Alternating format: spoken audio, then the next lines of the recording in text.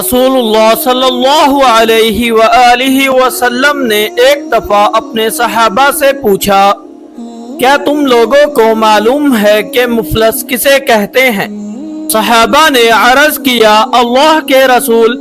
ہمارے یہاں مفلس اسے کہتے ہیں جس کے پاس درہم و دینار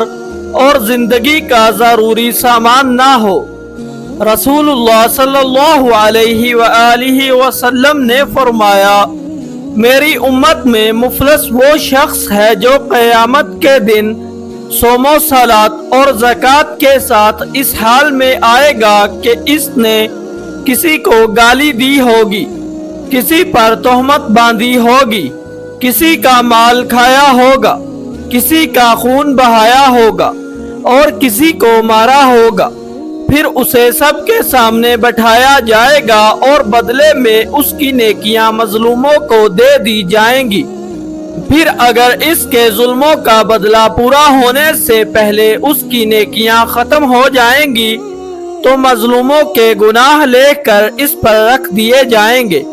اور اسے جہنم میں ڈال دیا جائے گا۔